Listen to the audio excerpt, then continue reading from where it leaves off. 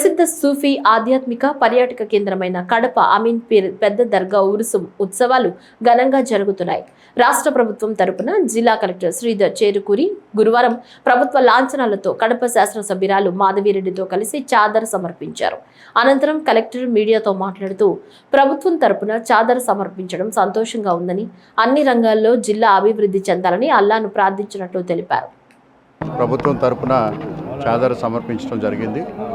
అలాగే ఇది మన ఆంధ్రప్రదేశ్లో అతి ముఖ్యమైన ఉరుసుకి వివిధ దేశాల నుంచి అలాగే వివిధ రాష్ట్రాల నుంచి భారీ ఎత్తున భక్తులు రావటం జరుగుతూ ఉంది. వారికి కావాల్సినటువంటి అన్ని ఏర్పాట్లు సహాయ కేంద్రాలని ఏర్పాటు చేయడం జరిగింది.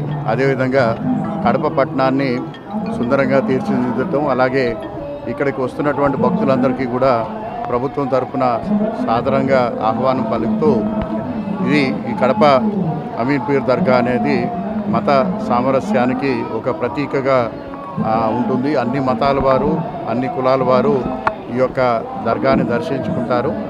వారందరికీ కావాల్సినటువంటి ఏర్పాట్లన్నింటినీ కూడా ఏర్పాటు చేయడం జరిగింది. నమస్కారం. పండుగ ప్రతి సంవత్సరం కూడా ఈ అమీన్ పీర్ దర్గాను ప్రభుత్వ కార్యక్రమంగా ప్రభుత్వ లాంఛనాలతో ఈరోజు రాష్ట్ర ప్రభుత్వం కడప ఎమ్మెల్యే మాధవి గారు, అదేవిధంగా జిల్లా కలెక్టర్ గారి ఆధ్వర్యంలో చాదర్ సమర్పణ కార్యక్రమం కూడా చేశాం. ఉరుసు సందర్భంగా గొప్ప కార్యక్రమం. ఈ 4-5 రోజుల కాలంలో ఉరుసు టైంలో దేశవ్యాప్తంగా వచ్చే భక్తులకు అందరికీ కూడా కడప జిల్లాలో, కడప నగరంలో అన్ని ఏర్పాట్లు కూడా చేశాం.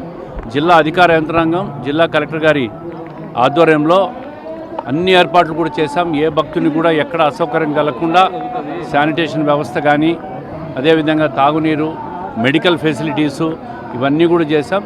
దేశవ్యాప్తంగా వచ్చే భక్తులకు అందరికీ కూడా కడప నగరం ఈరోజు అమీర్ పీర్ దర్గా తరపున కడప ప్రజలు స్వాగతం పలుకుతున్నారు.